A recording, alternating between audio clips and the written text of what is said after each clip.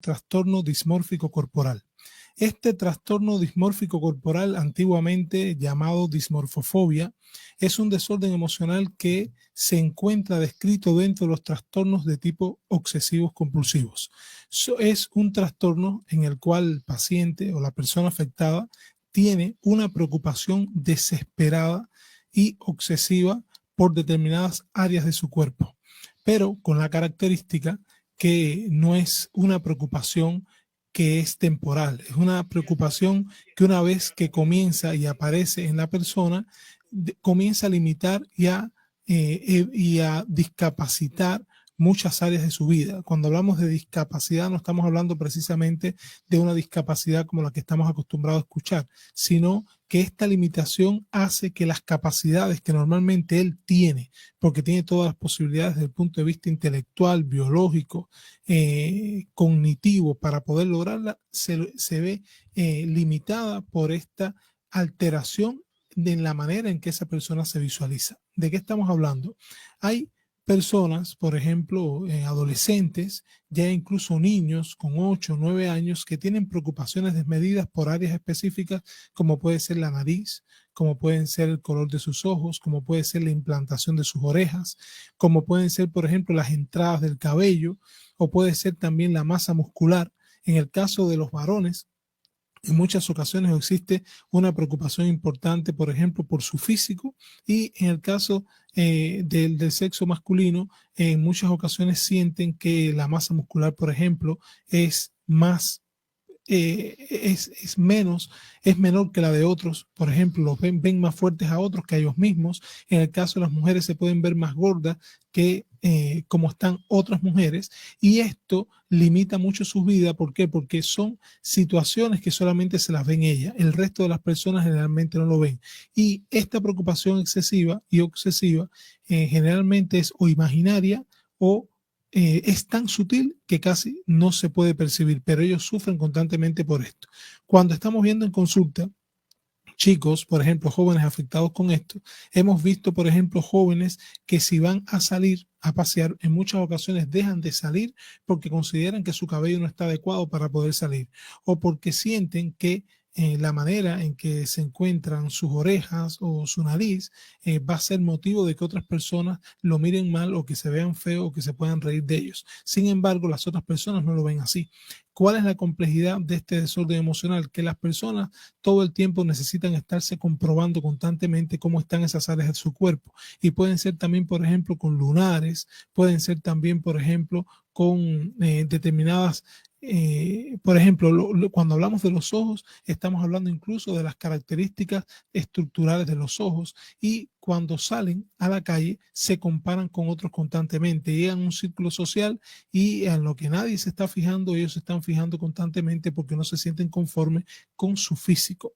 ¿Por qué es preocupante este desorden emocional? Primero, porque la persona generalmente va creciendo y no dice el grado de afectación que tiene, no dice lo que le preocupa, y generalmente mantienen conductas evitativas. Son chicos que en muchos momentos de su vida tienden a estar muy callados. En la familia es tanta las preocupaciones que tienen ellos por estos rasgos físicos que en muchas ocasiones pasan muchos momentos del día sin comunicarse con la familia. La familia se queja de que el chico se demora mucho al vestirse, que todo el tiempo se está mirando al espejo, que si tiene una novia en determinados momentos y la novia, por ejemplo, le dice que es un chico agraciado o a la chica le dicen que es una chica bonita, ellos no le creen y siempre están pensando que su defecto, ese defecto que ellos se ven, realmente es un defecto tan complejo que nadie es capaz de decir las cosas con sinceridad y solamente por un cumplido, ¿no? Esto pasa más bien por la cabeza de la persona afectada. Sí, sí, esto es todo parte de su cabeza. Y aquí hay algo importante. Cuando este trastorno se presenta, precisamente el hecho de surgir de ideas y de alteraciones sensoperceptivas en él, trae muchas dificultades en todas las personas que le rodean, porque generalmente no se siente conforme con ninguna opinión que le vierten las personas que están alrededor. Y esto, por supuesto, genera malestar en las personas que están alrededor porque tiene que ver con el tiempo de los demás, tiene que ver con el pasar buenos y agradables momentos con otras personas. Además de esto, ocurre un riesgo bastante elevado de ellos presentar un trastorno psicótico agudo, ¿sí? Cuando este pensamiento y estas alteraciones sensoperceptivas se hacen extremadamente frecuentes y extremadamente intensas, puede llegar un momento que el paciente pierde el contacto total con la realidad. Cuando hablamos de contacto, la pérdida del contacto total con la realidad es que puede pasar de un funcionamiento neurótico, que es el que tiene el paciente con un trastorno dismórfico corporal. ¿Por qué? Porque el paciente siente que tiene síntomas determinados pero que no puede solucionarlos. Ya cuando pasa a un trastorno psicótico agudo, el paciente está convencido que esa preocupación que él tiene es real. Y por más que las personas tratan, por la lógica de explicarle, el paciente no es capaz de reducir la idea.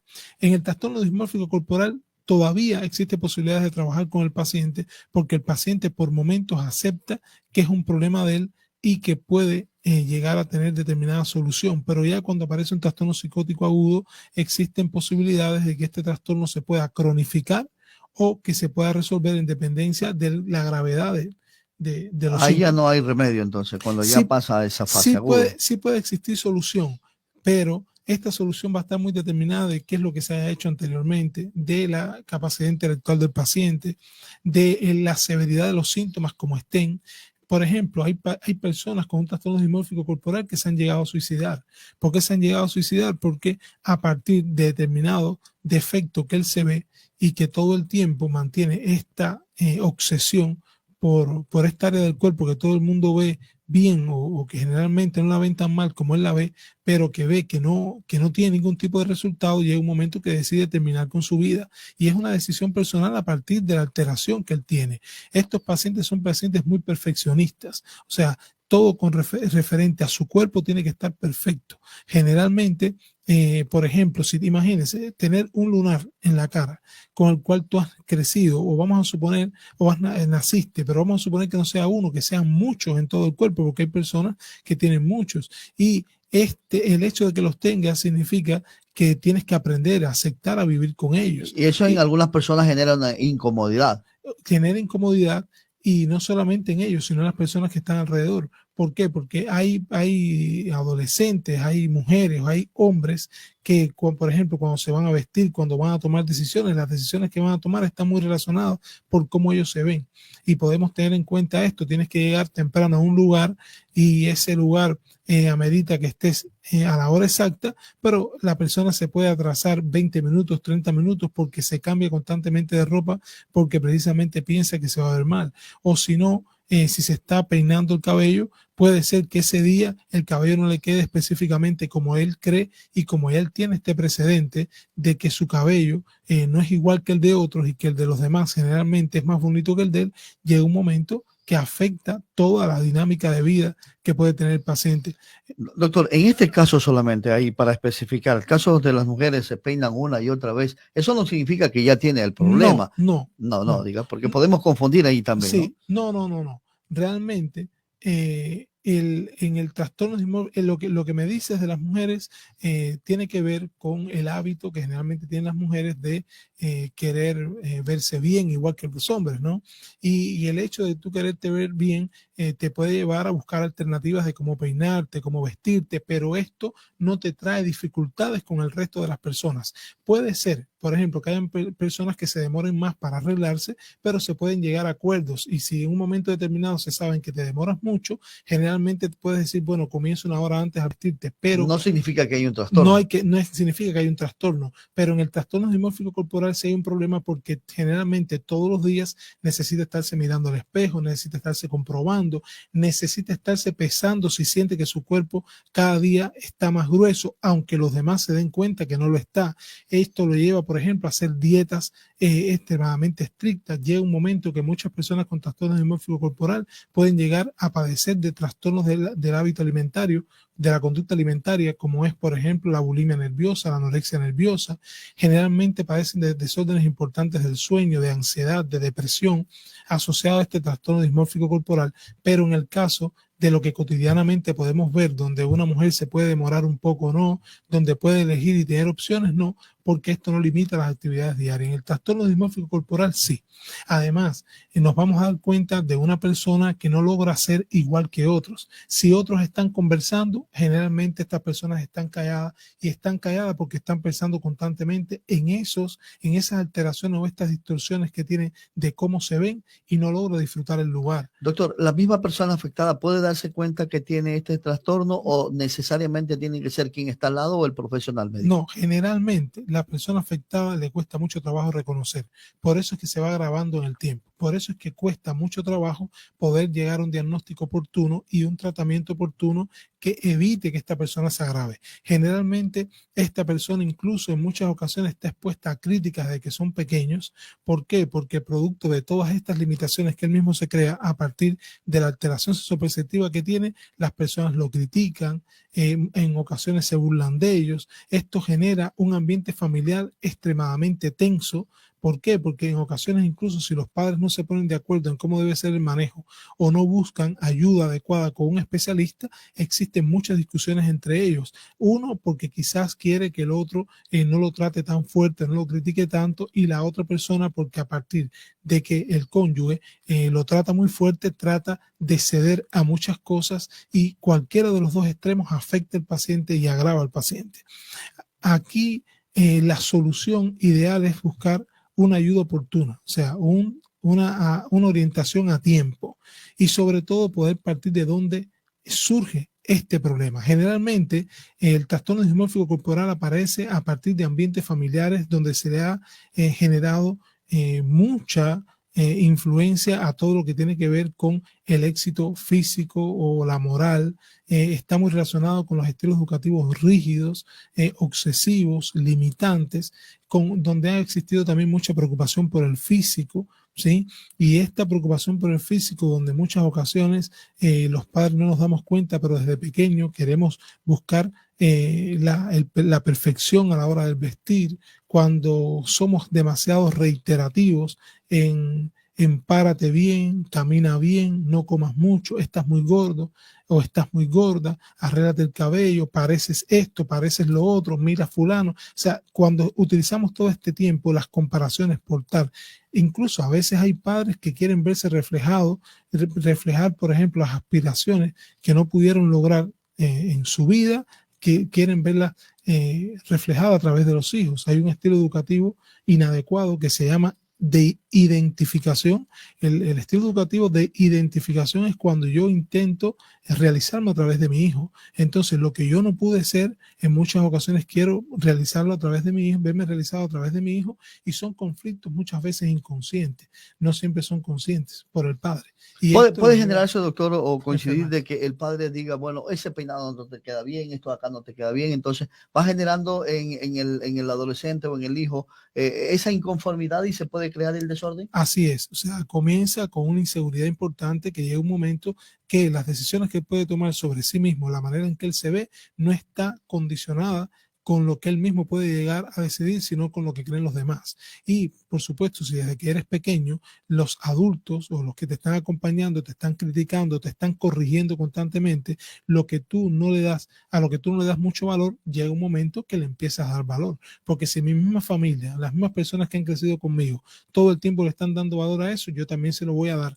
Y si alguien en un momento determinado me critica con relación a estas mismas áreas de mi vida, todo eso agrava más el desorden y llega un momento que se puede producir este trastorno dismórfico corporal. En el ámbito educativo, doctor, se puede ocasionar también, puede ahondarse cuando le decimos esa letra está fea, escriba bien, no sabes leer, o sea. Bueno, generalmente no, porque No. ya aquí estamos hablando específicamente de temas pedagógicos. Aquí se puede dar otros desórdenes del aprendizaje. Puede ser otro desorden. Y a partir de aquí se pueden generar depresiones, se pueden generar síntomas de ansiedad o desórdenes de ansiedad o otros trastornos, pero en este caso es específicamente con el cuerpo. Ya, el caso de los desórdenes, el tema que estamos tratando ahora, doctor, ¿qué hacer en el momento que un padre o un familiar observa estos cambios o esta problemática en la persona que está al lado? Lo primero que le sugerimos es evitar, en la medida que se pueda, las críticas. Recordar que cuando una persona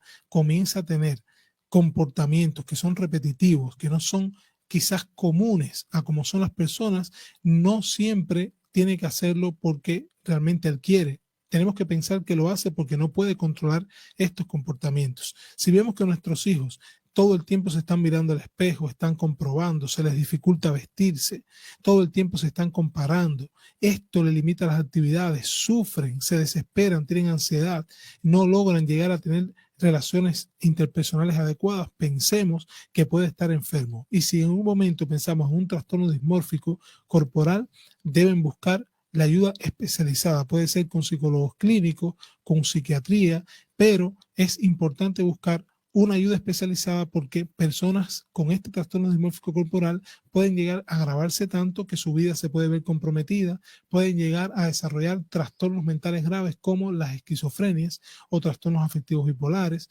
pueden llegar a desarrollar trastornos complejos como los trastornos de la conducta alimentaria, la bulimia nerviosa, la anorexia nerviosa, pueden llegar incluso a desarrollar trastornos de estrés postraumático a partir de eventos que haya vivido, a partir de su dismorfofobia, eventos que haya vivido que él los haya considerado como un trauma, y todo esto también agrava la vida del paciente. Entonces, buscar la ayuda especializada a tiempo nos puede llevar al éxito en el tratamiento. Aquí, como siempre lo decimos, el tratamiento puede ser farmacológico y no farmacológico. Generalmente, un trastorno dismórfico corporal, cuando ya se detecta en la adolescencia o en la adultez, necesita tratamiento farmacológico y no farmacológico. Necesita la medicación y necesita también abordaje psicoterapéutico, que generalmente es profundo y largo. ¿Por qué? Porque hay que trabajar con la persona afectada, con la familia. A veces hay que intervenir con amigos o con las novias, con la pareja, con cualquiera de las personas que están interactuando con ellos